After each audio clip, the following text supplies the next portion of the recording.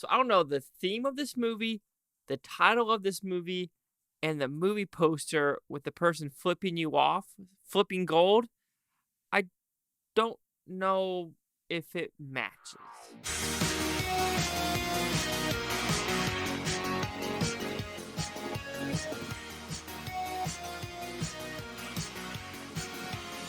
All right, kind of like the red light from the movie.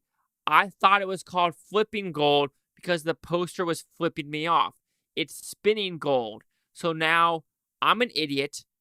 This whole review, you're going to hear me saying flipping gold. It's spinning gold.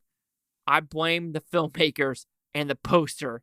Gosh darn it. Chase Lehocky here with the Blue Futon reviewing Flipping Gold. So what's this about? It's a pretty simple premise, actually. You have the creator or the legacy of Casablanca Records. I want to say it's from like 74 to 86, I want to say.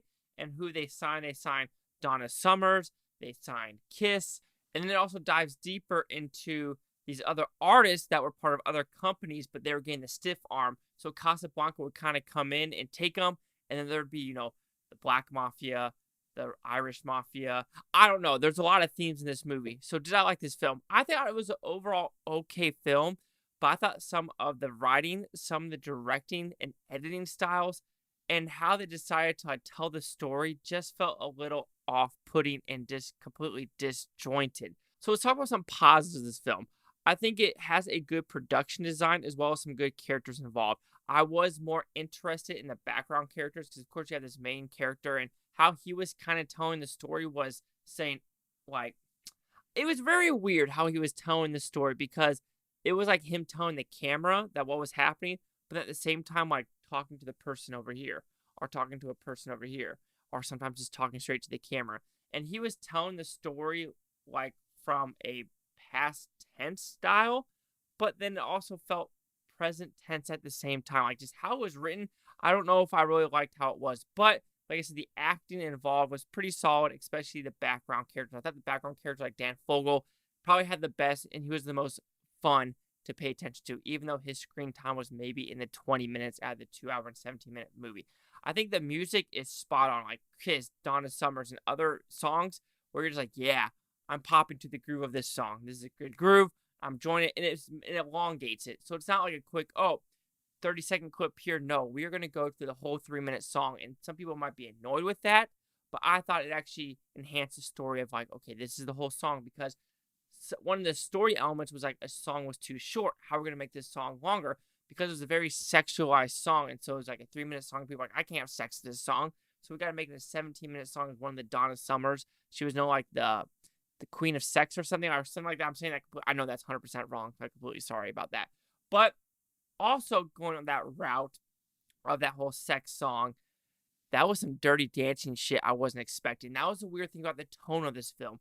I didn't know if it wanted to be kind of a comedy, a drug movie, a gangster movie, a biography, a sex movie. I just didn't know what it wanted to be. And now we're slowly going to the negatives of the film because I think there are more negatives to this film. Also, the character involved, right? Any character that starts doing drugs and fuck the family, fuck you, I hate you as a friend, I'm the one that's the hot shit motherfucker. It's hard for me to feel sorry for the person because, now you're just doing random ass drugs just for your own personal gain. When you have so many people in the background that are trying to make this company work, yet you're being a selfish little prick. Also, and then talk about the guy's personality of literally cheating on his wife and us having to feel sorry for him. And it's really awkward that even though he cheated on his wife was still part of the crew at the very end. So I thought that was really, really awkward about how this relationship actually just perspired and it kept going. I was just like, oh, yeah, if you cheated, you're just a fuckboy, in my opinion. I can't have sympathy for you whatsoever. And I guess I can call this a directorial or editing style, is every time a red light would start glowing, it would be like him seeing the future. It's like flashes on pew, pew, pew, pew, pew. This is happening in the future. And one of the flashes in the future is him cheating on his wife. I'm like, so he knew from the get-go he's about to cheat on his wife? And then some of the editing choices when it comes to that, I'm just like, why are we doing that there? It really doesn't make sense.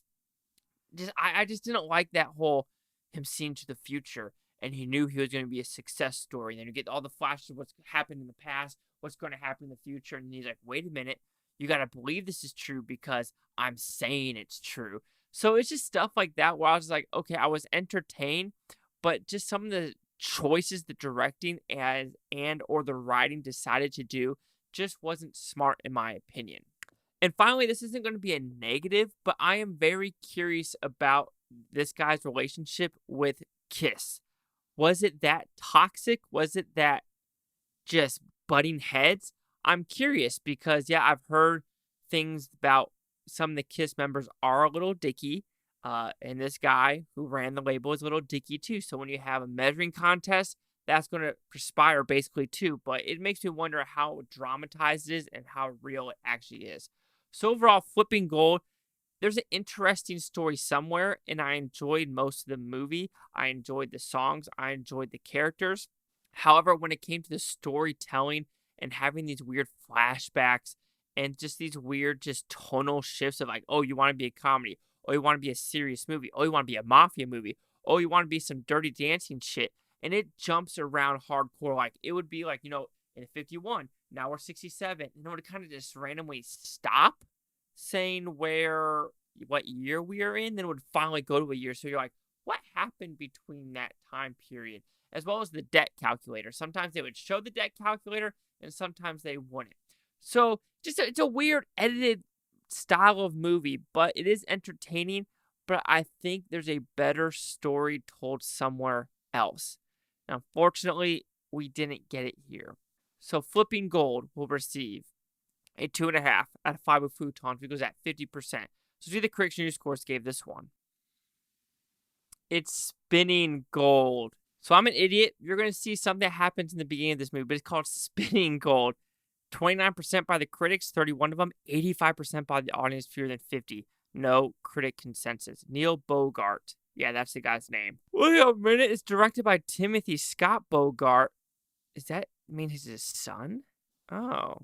Well, that might okay, interesting. Oh, so is it his son directing it? Anyway, you have 29, 50, 85. Chase out with the blue futon. Like, comment, subscribe. One more thing is Futon Topia. You Futon take watch about a freaking great day. Like I said, there's a story told somewhere here that I would enjoy. No, that's why I enjoyed it. But the tonal shifts were just too much, and it was very disjointed. If you're watching it today, tomorrow, a week from now, a month from now, or a year from now, I love every single freaking love of you. It's Flipping Gold. It's Spinning Gold. God, I'm an idiot.